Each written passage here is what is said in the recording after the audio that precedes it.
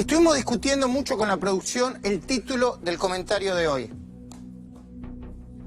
Cristina caradura y cínica, caradurez y cinismo. La corrupción mata. El país de mañana será mejor que el de ayer. El gobierno se equivoca, pero vuelve sobre sus pasos. Yo me quedo con caradurez y cinismo. Porque Cristina es una cara dura y una cínica.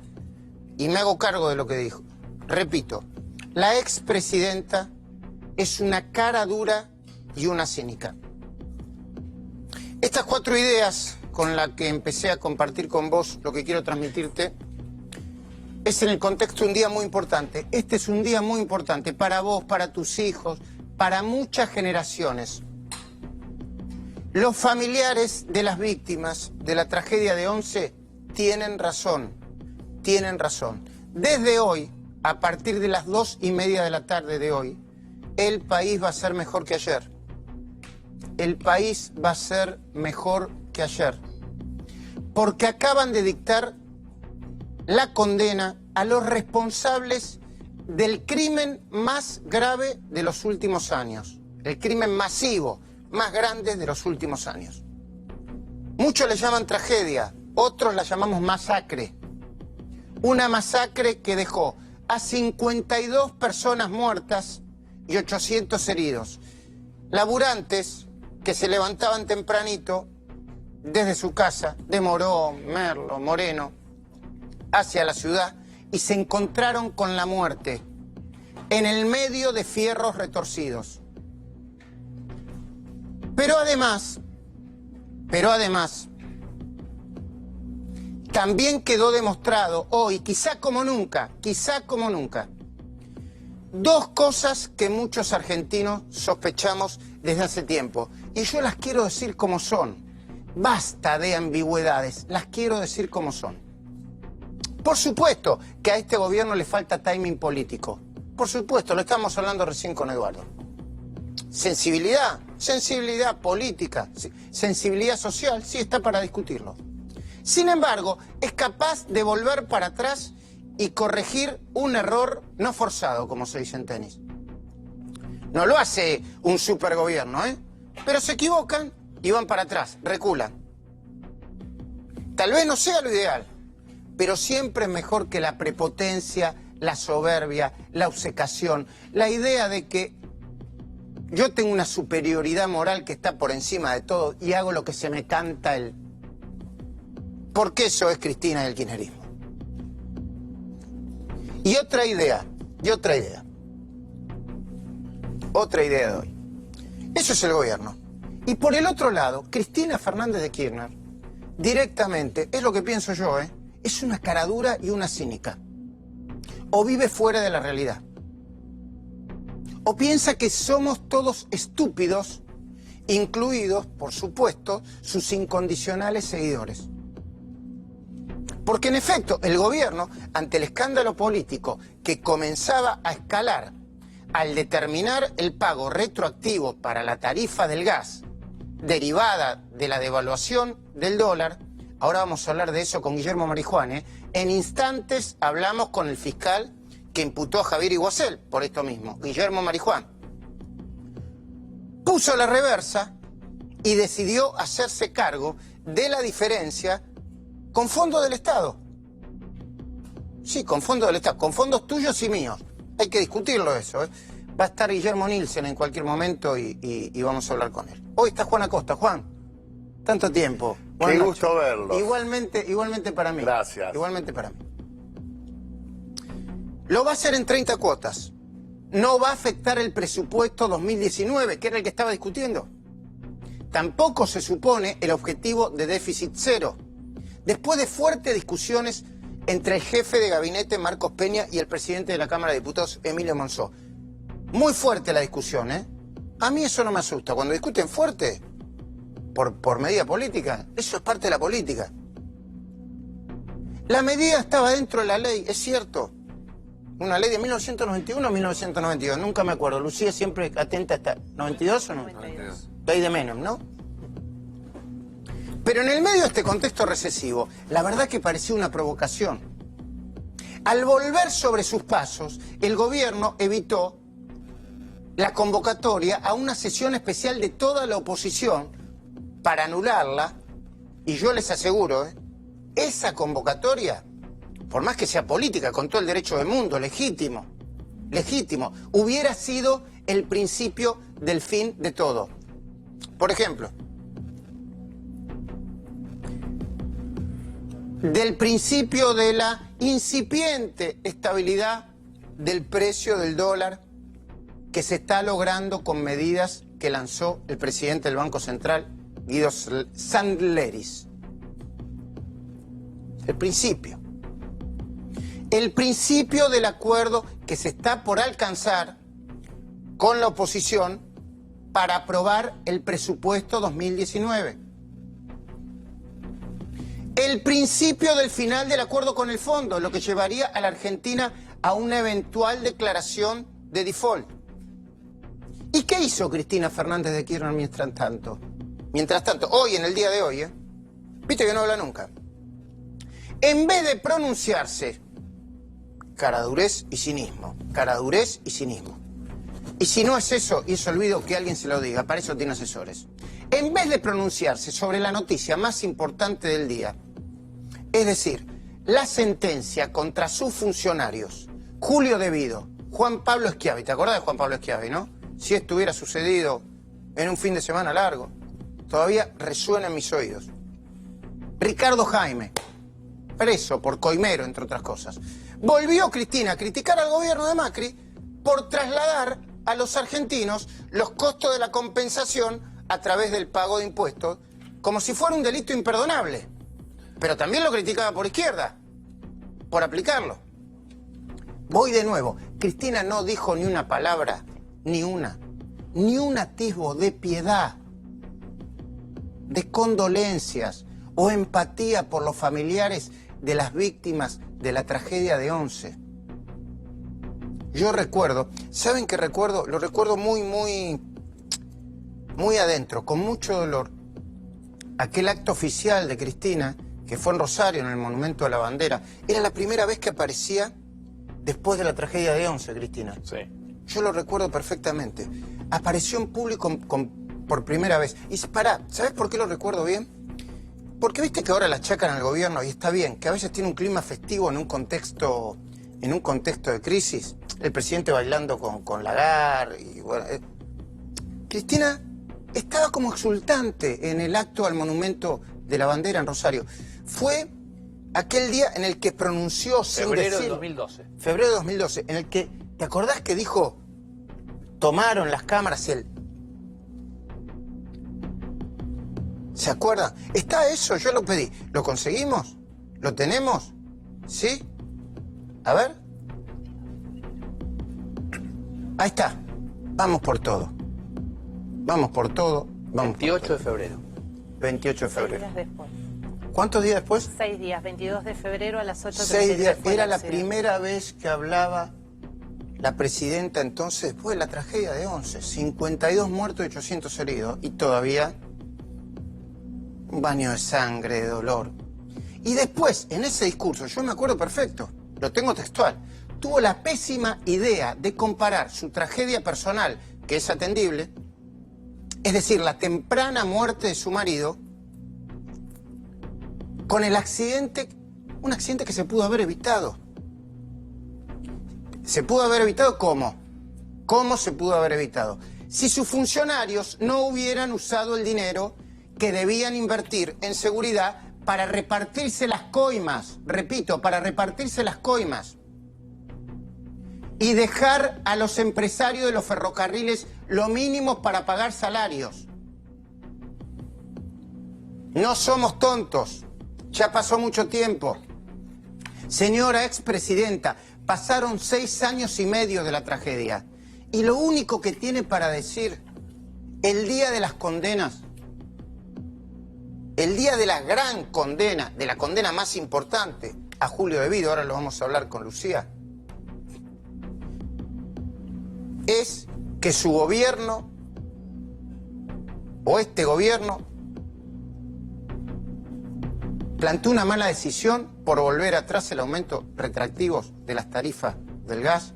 Después fue a Tecnópolis, unos días después de la tragedia. Entonces, ahí uno dijo, bueno, ya le dijeron. Bueno, hable de la tragedia, señora expresidenta, porque el país está conmocionado. Va a Tecnópolis y dice lo siguiente. Recordar y rendir un homenaje, mañana se cumple un año de la tragedia de Once y queremos también rendir un homenaje y un recuerdo a todas las víctimas y un abrazo solidario a todos sus familiares. Yo sé que la pérdida de un ser querido es irrecuperable e irreparable, nadie lo puede suplir, nada lo puede reparar, pero bueno, allí está la justicia para determinar responsabilidades, seguramente, pero así todo, con justicia, con reparación económica, con lo que fuere, la vida no vuelve y la vida de un ser querido, de un ser humano, es algo muy valioso y muy doloroso perderla. Así que un gran abrazo para todos ellos. Bueno, ahí fue un poquitito más prudente, ¿no? Estaba la idea de que la vida de Néstor estaba ahí, pero no quiero ser injusto. Al ver este video digo, no dijo Néstor, lo sugirió. Igual, señora expresidenta, no tiene nada que ver una cosa con otra. Una muerte súbita como la que tuvo Néstor Kirchner, por no cuidarse, no tiene nada que ver no tiene nada que ver con esta impericia.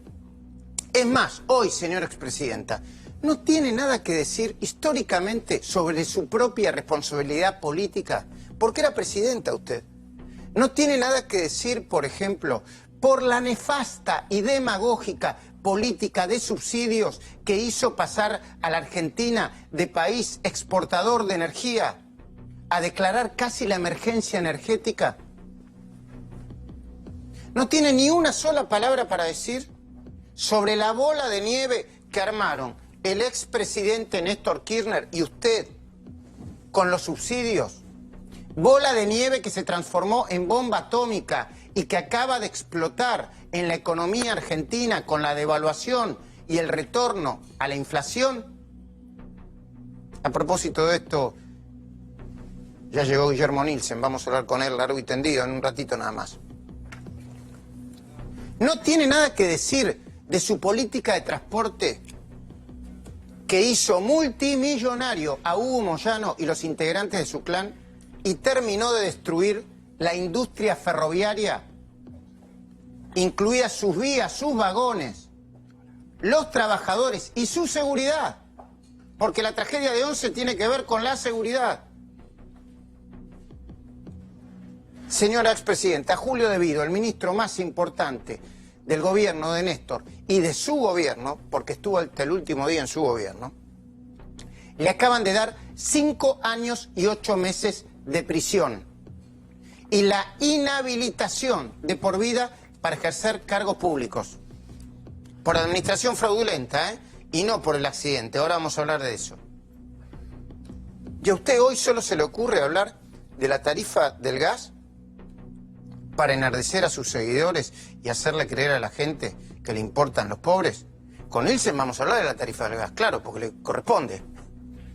Pero usted no tiene ni una palabra para decir sobre la tragedia de Once hoy, sobre la forma impúdica con la que se enriqueció su secretario de Transporte, porque fue su secretario de Transporte también, Ricardo Jaime, hoy preso, reconocido como coimero confeso, el primer coimero confeso de la Argentina. Yo soy coimero, dijo, para morigerar su pena en uno de los expedientes. ¿Y uno de los responsables de semejante tragedia?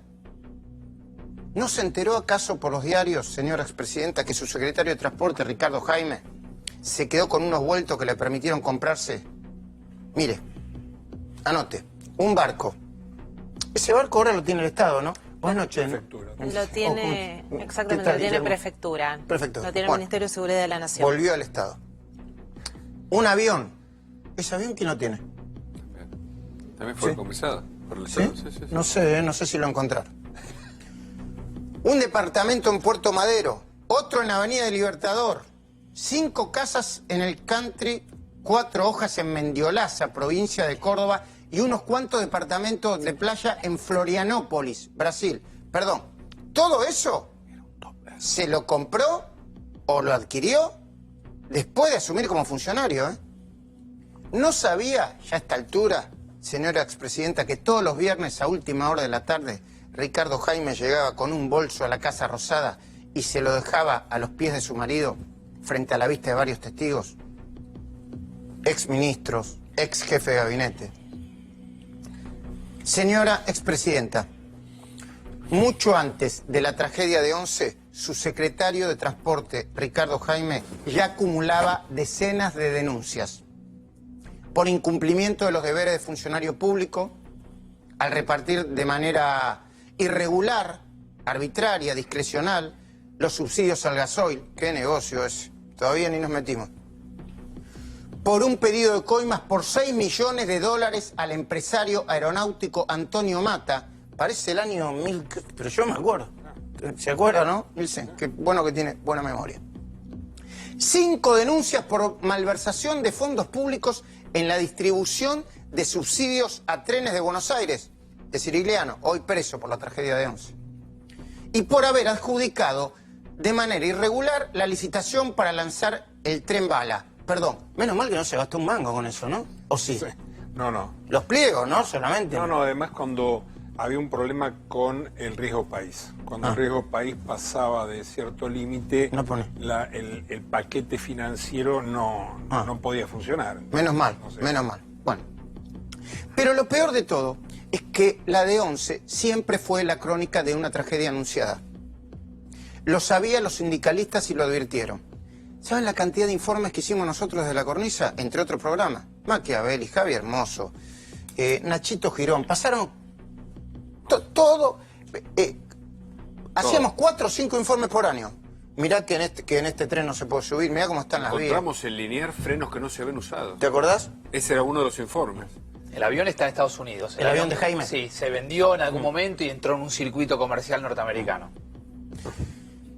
Al tren, al Sarmiento, le temían los pasajeros y lo avisaron. Y también los comprobamos los periodistas y los mostramos. Lo mostramos antes y lo mostramos después de la tragedia de Once. Lo mostramos así. Las obras 5 veces. Una obra estructural. Se comenzó a realizar hace más de un año. Estos terrenos serán destinados para financiar las obras del soterramiento del Sarmiento. Es el emprendimiento más importante que encaramos en estos últimos 10 años. En un soterramiento de todo el ferrocarril, el Sarmiento. Ahí se une la urba. Empezaron las obras después de miles de anuncios. No está empezada. Eso no está funcionando y está suspendida la obra. ¿Cuál es la gran pregunta que hay que hacer acá? ¿Dónde está toda la plata que se chorearon durante todos estos últimos 20 años? Los tipos vienen a hacer negocio. Y si vos tenés la posibilidad de hacer negocio sin que te controlen, y te la vas a llevar todo, la vas a dejar acá, eso es lógico.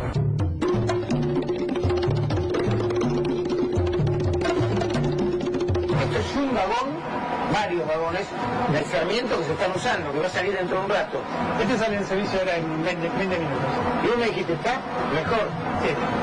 ¿Esto significa que está mejor? ¿O esto?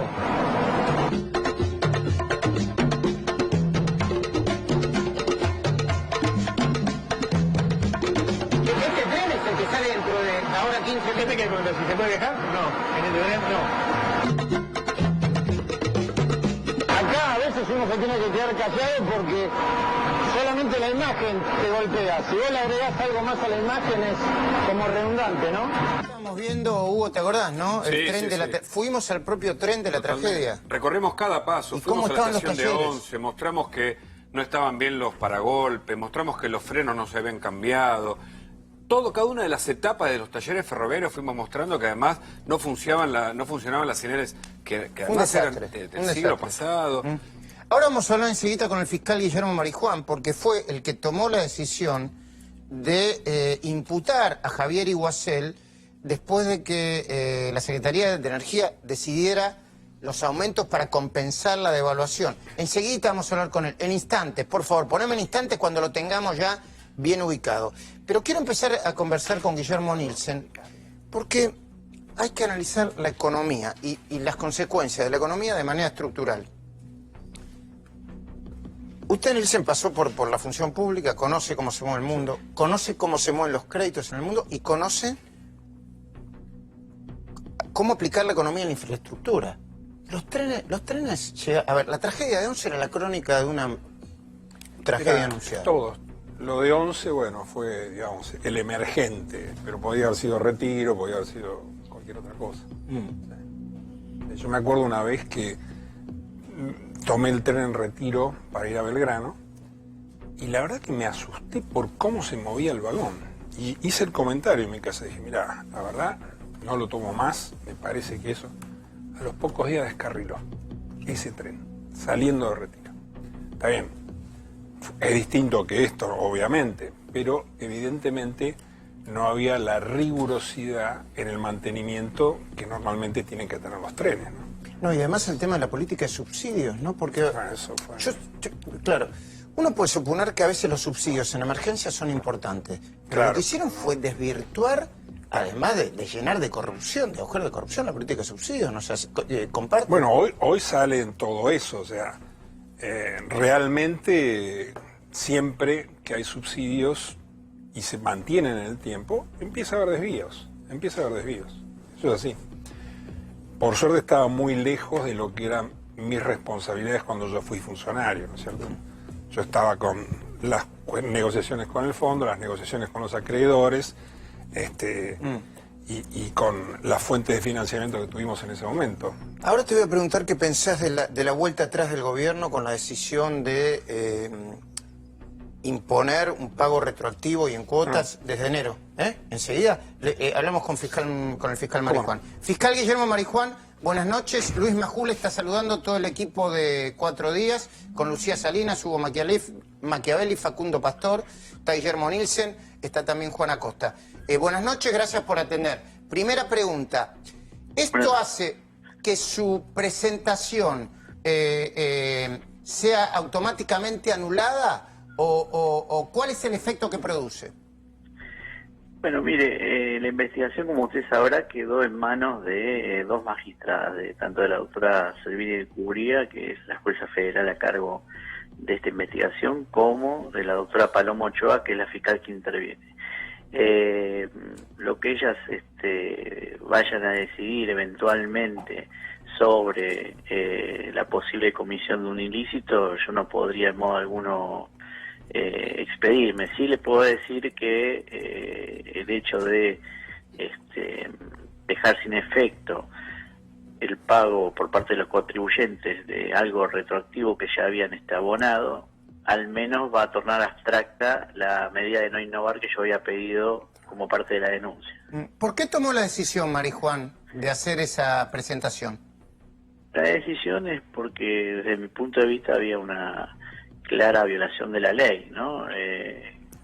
Cuando uno se inicia en el estudio del derecho, en una de las primeras materias que tenemos que cursar, que tiene que ver con las obligaciones, era clara el estudio que uno se le imparte en punto a que las obligaciones, una de las maneras de extinguirse son con el pago. Así que una vez que el contribuyente había pagado por el servicio que se le había dado de gas, era evidente que había cancelado ya su obligación y en modo alguno se le podía exigir un pago retroactivo, ¿no? Lucía, ¿querés hacer una pregunta, por favor? Sí, fiscal, a raíz de la denuncia que usted realizó y ya está, como usted decía, en la Fiscalía de Paloma Ochoa, de todos modos, ¿considera que debería dar explicaciones ante la justicia Javier Iguacel por más que el gobierno haya retrotraído su decisión?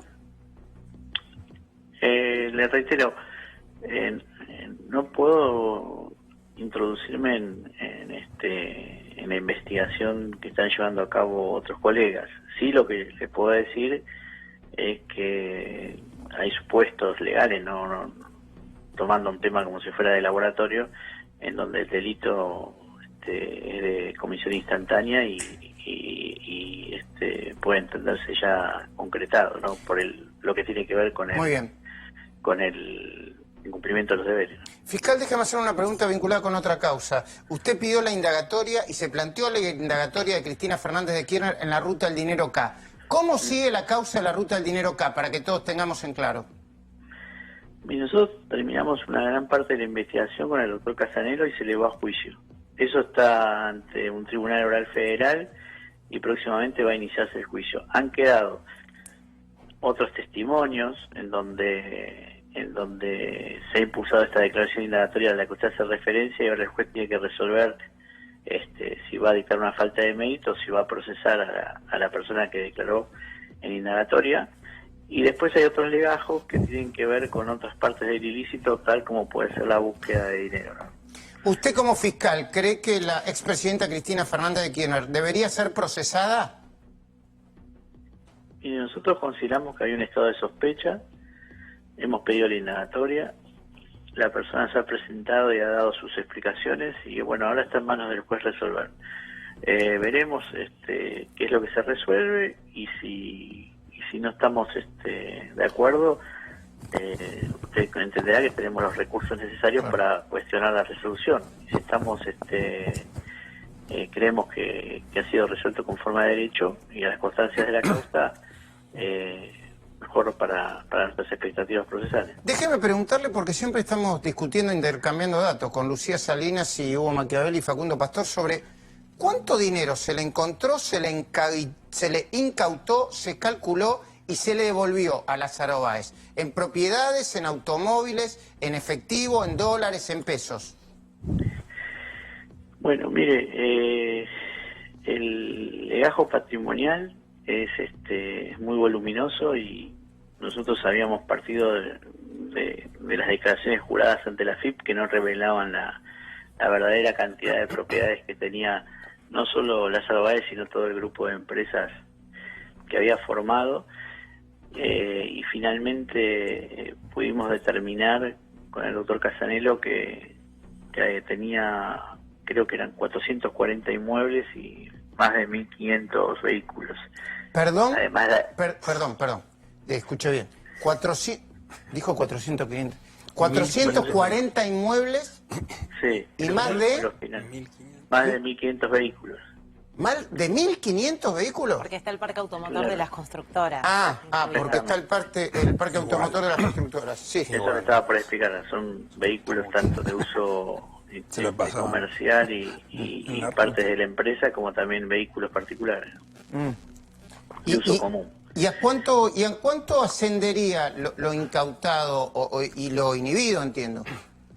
El Tribunal de Tasación en su momento lo elevó la tasación la llevó a creo que algo así como 250 millones de dólares en ese momento. 250. Hay que ver la cotización de la moneda extranjera en ese momento. Y como también se desactualizan los valores de las propiedades, estamos hablando de una pericia que puede ser actualizada cuando el Tribunal Oral lo considere. ¿Y cuántos de esos 250 millones de dólares aproximadamente son propiedades, son autos, son inmuebles y es efectivo? Bueno, era una proporción prácticamente similar entre unos y otros bienes.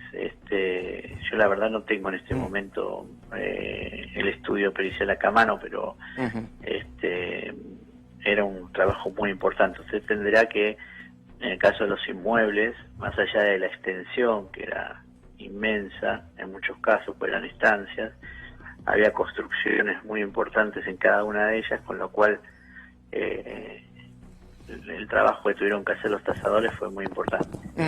Dos preguntitas más, lo aprovecho. No siempre tenemos la oportunidad de hablar con un fiscal federal con tantas causas tan importantes como usted. ¿Cuántos de esos bienes volvieron al Estado? Y hay muchos que por ejemplo, los vehículos que eran utilizados en la construcción fueron entregados a Vialidad, las aeronaves al Ministerio de Seguridad, y estuvimos y estamos evaluando que podemos darle algún destino a alguno de los inmuebles, ¿no? Muy bien. Fiscal, gracias por atendernos, ¿eh? No, un gusto hablar con ustedes. Muy bien, señoras y señores, vamos a hacerles entender por qué hoy Debido fue condenado. Dale, Lucía Salinas, que entienda todo el mundo. Es un día muy importante para todos los argentinos. Como dicen los familiares de Once, mañana va a ser un mejor país la Argentina después de estas condenas. ¡Vamos! Luis, hoy finalizó el juicio conocido como 11-2, el juicio por la tragedia de Once, el segundo que se inició después de que el Tribunal Oral Federal 2, en diciembre del 2016, condenó a 24 personas involucradas en esta tragedia del 22 de febrero de 2012. ¿Qué dijo ese tribunal?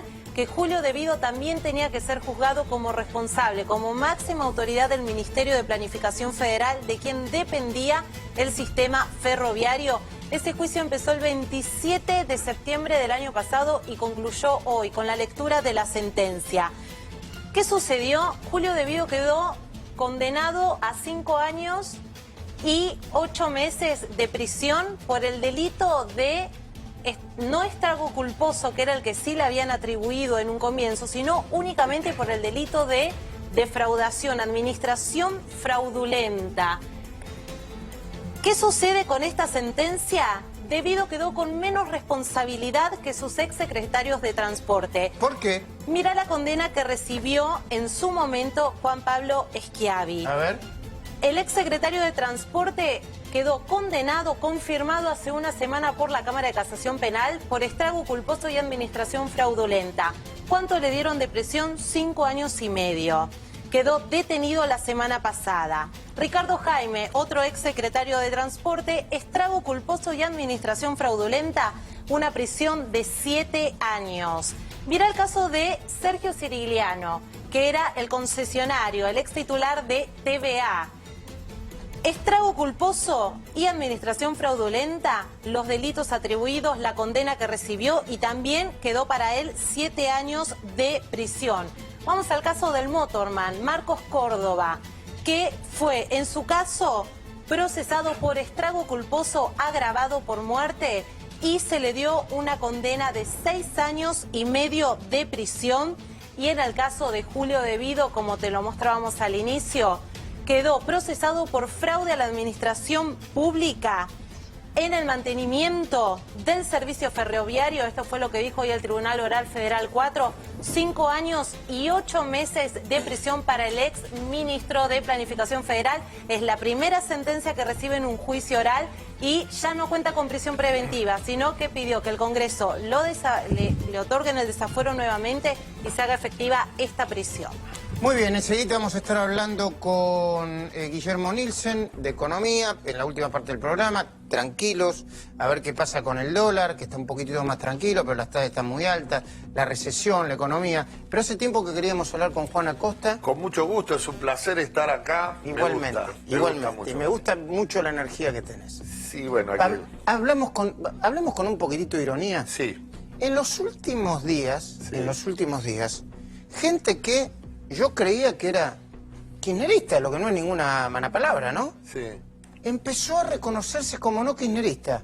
Yo no era. Son especies de kirchneristas arrepentidos, pero no me creas a mí. No me creas a mí. A ver, por favor, ¿lo podemos ver? ¿Qué es esto? Hubo mucho trabajo. También quedaron 2000 horas sin pasar, ¿eh? Quiero decir, había como era una fiesta. Había mucho trabajo. Yo no trabajé, por ejemplo, ¿ves? ¿Dejaste de apoyar a Cristina? Sí. Fue todo junto. Sí, yo me voy del palco. El día que fue Moria, ¿te acordás? Que por primera vez Moria apareció en el... Moria con Sofía. Moria con Sofía. Ese día yo me fui muy dolida. ¿Te molesta que te digan Andrea del Boca es una actriz kirchnerista? Me molesta que mezclen las dos cosas. Yo soy una ciudadana peronista y me banco cualquier archivo. A mí me gustaron muchísimas políticas del kirchnerismo, pero literalmente, realmente yo no militaba el kirchnerismo, porque no soy un hombre que milite en la vida política. No, claro, no, Fito no militaba. Hizo una... no sé si hay una foto por ahí, pero yo lo recuerdo mucho. Cuando vos te parás, cuando un artista de la importancia se para en una foto con Aníbal Fernández, toca el piano con Aníbal Fernández y Sabatella, ¿no?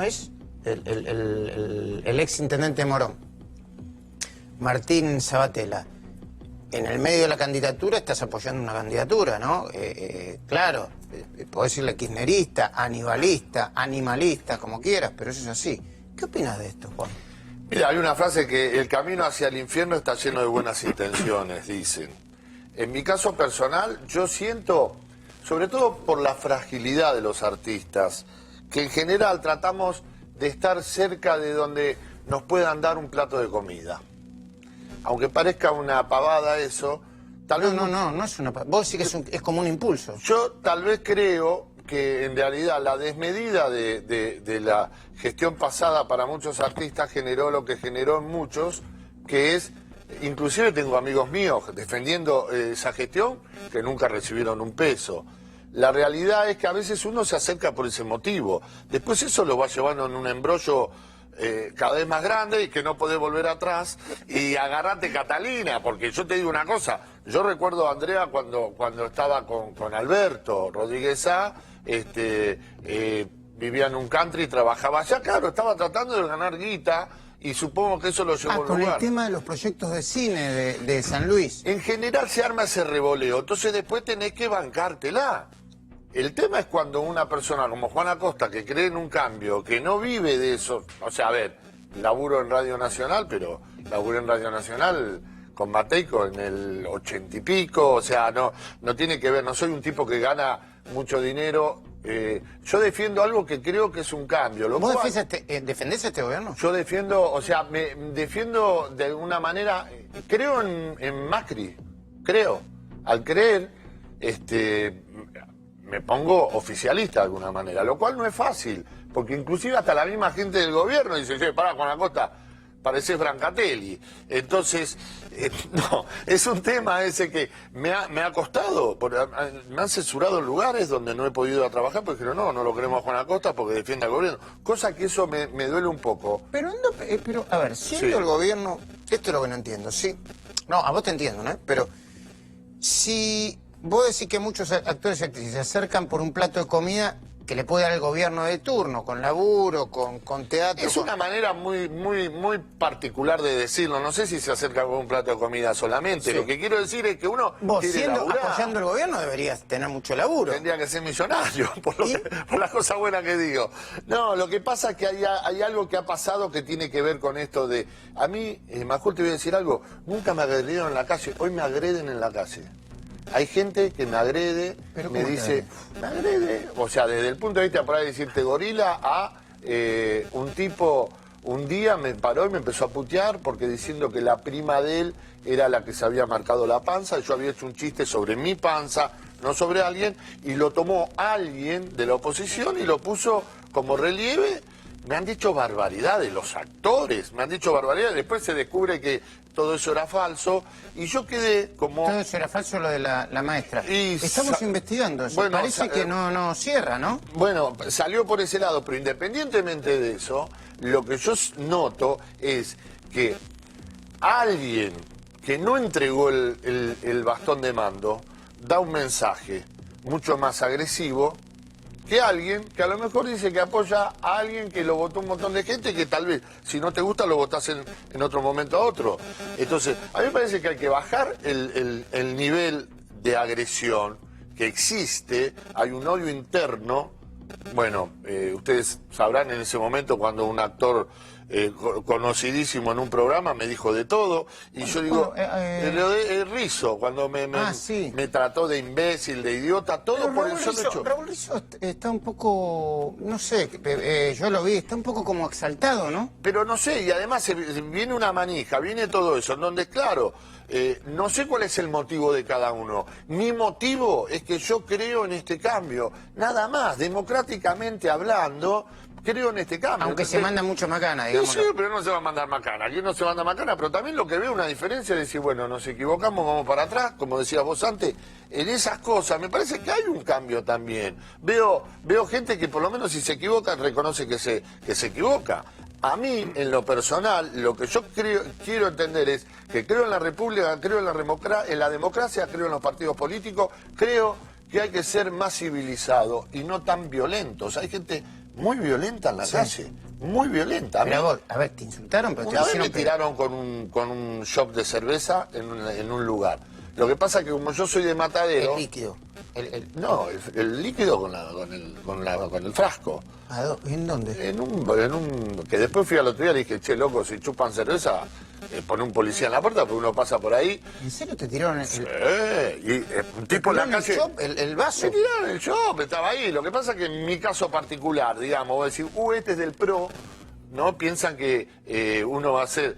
¿Vos sos de Matadero y qué pasó? Y reaccioné como reacciona alguien de Matadero cuando alguien te agrede. ¿Te agarraste a trompada? No me agarré a trompada porque salió corriendo, pero digo, no podés vivir la vida así. No podés vivir la vida así de que un tipo te mire con una... O la típica caminando, gorila, y se va, ¿entendés?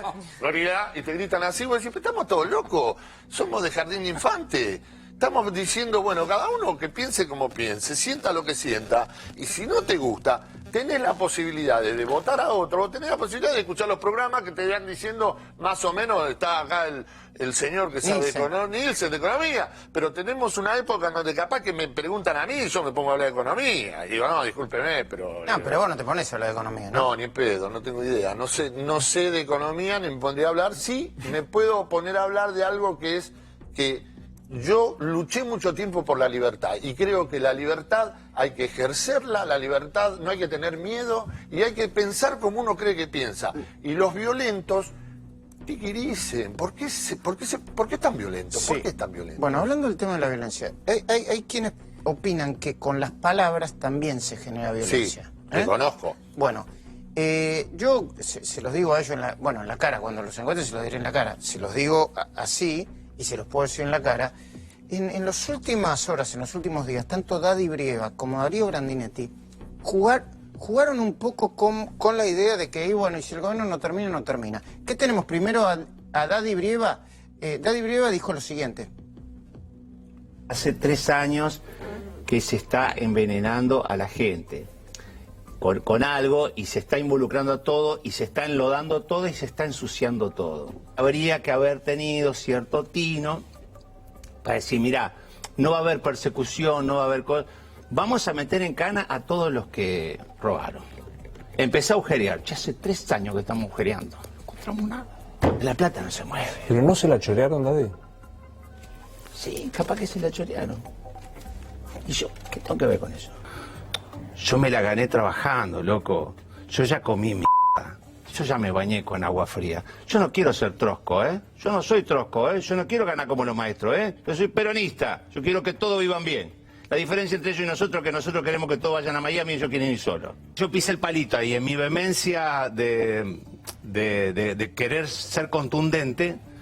Lo que tendría que haber dicho es háganse cargo de los que votaron. Pero bueno... La estrategia del enemigo justamente era tomarlo literal y salir ahí. No fue lo peor que hicieron. Y acá donde yo vengo a hacer como una denuncia soncita. Bombardearon la escuela.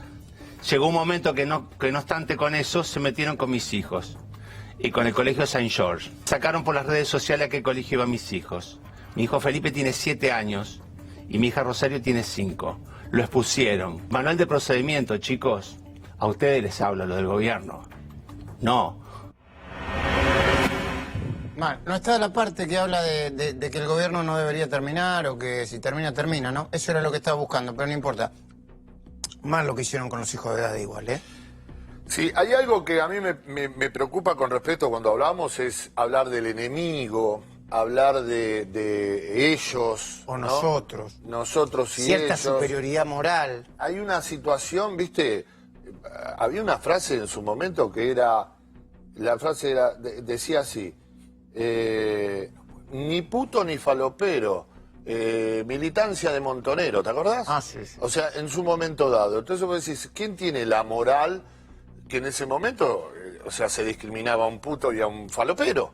¿No? Entonces, las palabras son muy pesadas a veces, y la carga con que uno pone, ¿entendés? La carga con la cual... Un taxista me dijo a mí una vez en la calle, hasta la puteada está todo bien. Como digamos que vos podés descargar, Daddy puede descargar, yo puedo descargar, tenemos un buen lugar. Pero hay una carga interna que es la que yo creo que no podemos hoy no poner en tela de juicio. Escuchá y mirá la manera de decir de Darío Grandinetti, alguien a que yo conocí hace mucho tiempo, tengo afecto, lo quiero, no pienso como él, pero fíjate la carga que le pone. Yo quiero eso, que no vuelvan más. No sé si cumplen o no el mandato, mientras no sea por un golpe de Estado, nada, si se tienen que ir mañana, porque como otras veces han tenido que irse otro gobierno porque la gente dijo váyanse por favor que no los aguantamos más, bueno, lo que no quiero es que eso cueste sangre, dolor como ya ha costado, y como este gobierno se ha preparado para reprimir, sería doloroso. Entonces, si me apurás, y yo te diría, mira, la forma en que se irían sería con la gente a la calle, con ellos reprimiendo, y llegaría un momento que dirían, bueno, no, vámonos, ya no podemos matar más gente. Entonces, antes de que ocurra eso, que como dice Daddy, que cumplan su mandato y que el pueblo no los vote más. La preferencia de él, ¿no? Son deseos personales, de ahí a la realidad es otra. Y eso queda Pero hay una comprobado. idea de que no lo vote más porque no se dan cuenta que esto es... A mí me pasa algo, ¿no? Con respecto a Daddy, que es muy gracioso, que lo quiero, además hoy tengo una cierta amistad. Buena onda. Sí, una buena vez. Estaba muy serio. Él es muy gracioso. Y lo estaba vi como muy serio. tenso. El caso de Grandinetti yo creo que lo podía haber dicho ahí o en otro momento, es como el actor, todos actores serios, comprometidos. En el Daddy, bueno... Irónicamente lo hizo. ¿Qué cosa? Comprometido, serio. Y hay una cantidad de actores que es como que cuanto más fruncen el ceño, o sea, más comprometidos están con la vida. ¿Entendés? Yo aflocaría un poquito el ano, me relajaría y vería que la vida tiene un montón de problemas y situaciones. Ahora, un gobierno termina y se puede votar a otro cuando se cumple el mandato. No cuando yo quiero porque no me gusta, entre que ese gobierno se vaya mañana, sea como... Ahí ves la carga, ahí ves la carga. Esa carga de odio está en la persona, en lo personal, porque tienen una imagen proyectada. Y yo creo que de mi lado también debo tener una imagen proyectada, por eso hay ciertas cosas, pero para eso está la justicia va a determinar si sí o si no. Hay que tener más humor, relajarse, ser más felices. ¿Dónde está la alegría de los actores que tenemos que hacer diferente a la gente? Escúchame, ¿dónde están? y ya que nos queremos ir con alegría, ¿me permitís que ponga el rap que le hiciste hace tiempo al Negro Guerrero, que todavía lo tengo guardado? Esos hitos de la televisión argentina. ¿Lo puedo poner? Por supuesto, y en ese momento, te digo, defendía a Vilma Ripoll, porque él defendía a Carlos Menem, y yo le canté un rap. Artísticamente defendí algo, pero nunca en mi vida, porque después lo acompañé hasta el taxi, nunca en mi vida. Buena onda, ¿no? Buena onda, sí. Fue un creador en la radio. Sí. Pero igual, soy de la raza que mata cuando caza. ¿Qué pasa, mamasa? ¿Te gusta la torcaza? En Villa Caraza la gente come grasa. Yo vivo en el sur y compro un Carrefour. ¿Te gusta la torcaza? En Villa Caraza la gente come grasa. Yo vivo en el sur y compro en Carrefour. Vendí mi disco, gané 2 palos verdes. Yo soy el que gana, la raza es la que pierde. Cuidado, mamasa, la raza está en un pozo. Habla pelotudeces, seguro sos famoso. ¿Me entendés? Eso es lo que te quiero decir. Se acabó, la vida es otra cosa. Qué divertido. El Negro te miraba, pobre, falleció hace unos años. Sí, me miraba raro porque mi reacción fue una reacción más artística que discutidora de algunos casos. Lo que sí, muchachos, hay que relajarse. El año que viene voten. Yo estoy a favor de este gobierno, vos no estás a favor, ok, pero no por eso tenés que andar agrediendo. Yo no agredo a nadie que me dice, yo soy K. Es más, tengo amigos K y discutimos un montón de cosas. Buena onda. ¿Lo corriste al del shop y salió corriendo? Salió corriendo. Lo corrí. ¿Y si lo agarraba? Y le iba a tirar la cerveza en la cabeza. Por lo menos algún aplicativo en relación a que, o sea, no.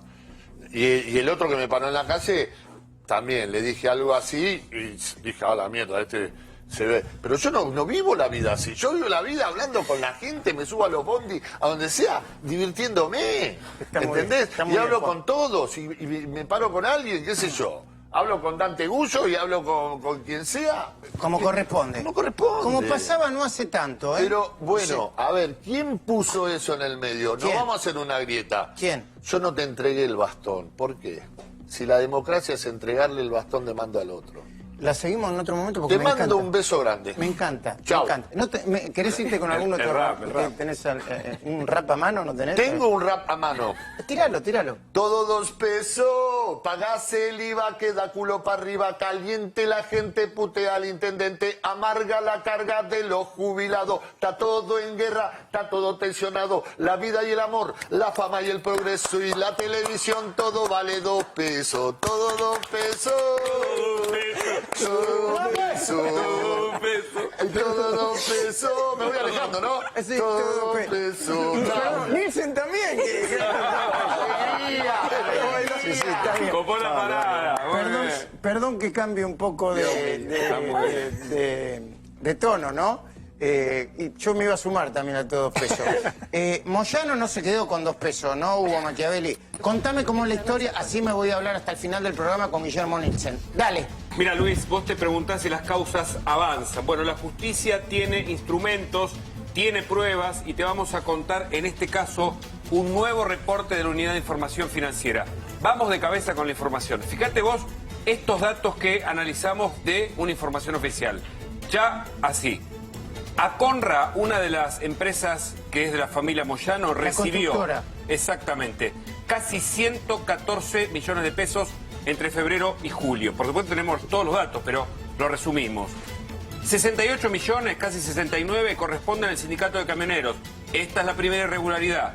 Y lo segundo es que los cheques que recibió también Aconra fueron librados por otra empresa ligada a la familia Moyano, Caminos Protegidos de Seguros, Sociedad Anónima.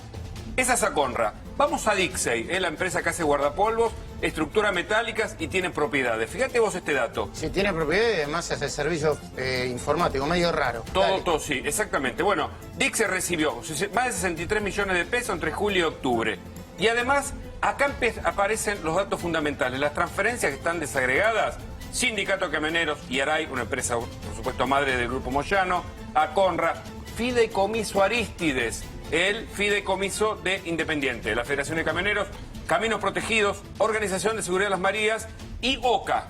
Y esta última, y ahí con eso nos quedamos, fíjate, OCA transfiere dinero a Dixey y fíjate cuánto le dona a la Mutual de Camioneros y al Club Camioneros. ¿Cuánto le dona? Más de 6 millones de pesos. Todo muy raro, ¿eh? Y esto que vos decías, el Fideicomiso Arístides puntualmente incluyó donaciones o transferencias, mejor dicho, entre julio y agosto del 2017 a Dixey. Gracias. ¿Cómo está la economía, Nielsen? Bueno, la economía está acomodándose a nuevas reglas monetarias y fiscales. Son reglas extremadamente duras y estamos en la etapa primera de un proceso de transición. Que el dólar baje, sí. ¿Importa o importa más que no bajen las tasas? No. Acá, obviamente, las cosas están interrelacionadas, pero tenemos un nivel de tasas muy exagerado porque hay un tema de confianza. Acá el mercado no tiene el nivel de confianza como para manejarse con tasas razonables para mantener el dólar a estos niveles. De todas maneras, el juego en este momento es hacer que los argentinos desahorren sus dólares. Desahorren sus dólares. Claro, el juego es, acá hay un apriete muy grande, hay cantidad de empresas que están trabajando mucho menos y para mantener los niveles de consumo o las operaciones hay mucha gente vendiendo dólares, de todos niveles sociales, Entonces, este es un camino. Se está aprendiendo, pero eso ¿está bien o está mal? No entremos a juzgarlo, o sea, si está bien o está mal hay que... ¿Es bueno para la economía o mal? Yo creo que es riesgoso esto. Esto es de altísimo riesgo.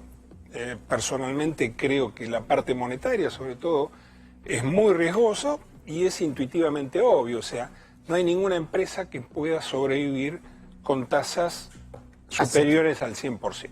No hay. No hay negocio lícito. Superiores al 100%. Claro, porque si entre el Banco Central y los bancos está arriba del 70%, lo menos que llega el costo del dinero es al 100%, que es mucho más alto en realidad. Entonces, esto no funciona y no funciona tampoco que el Banco Central pueda pagar esas tasas. El Banco Central de Argentina es un banco frágil, es un banco que no está para pagar el 70%. Es así de sencillo, y me parece que esto se entiende. La decisión del gobierno de que los usuarios no paguen a partir de enero de 2019 las cuotas del gas. Pero eso, un colega tuyo me llamó hoy a la mañana, y yo voy a repetir lo que le dije. Eso no tiene ningún sentido, eso no vuela. La justicia no puede dar lugar a eso. El que pagó ya la electricidad, el gas, lo que fuere, con ese recibo tiene poder cancelatorio. Yo no entiendo qué quisieron hacer con esta retroactividad de un cargo. Yo no lo entiendo. No lo entiendo, ¿No pero... ¿No ley? ¿No debían hacerlo porque si no las empresas inician juicio? Bueno, dice el gobierno.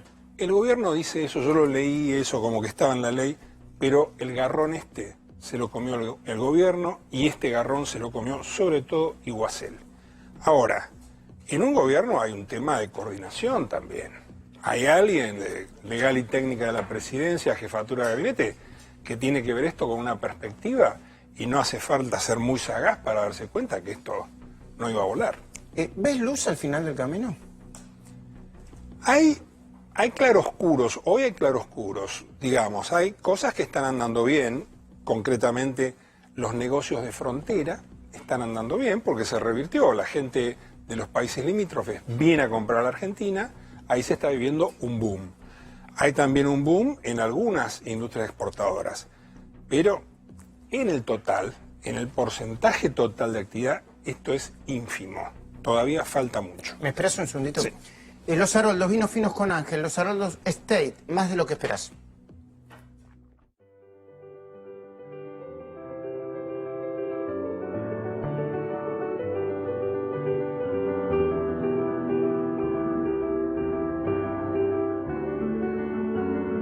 Los Haroldos Estate, mucho más de lo que esperás.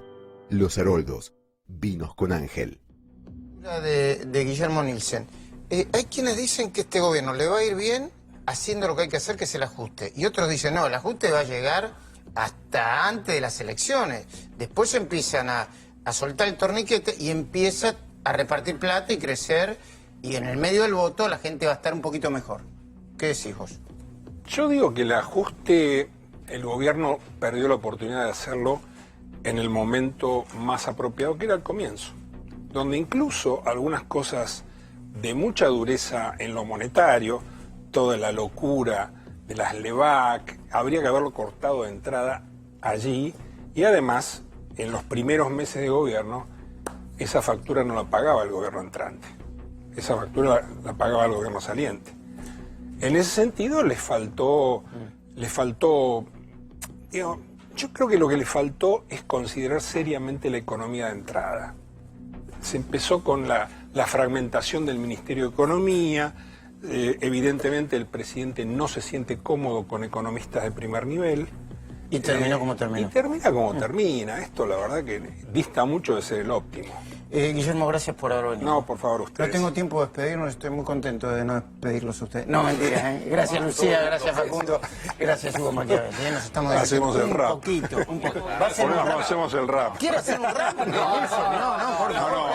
Como parte del coro, sí, comparte el coro, sí. Quédense viendo y escuchando la entrevista de Luis Novarecio, que seguramente va a estar muy buena. Nos vemos mañana a partir de las 10 de la noche, acá en 4 días.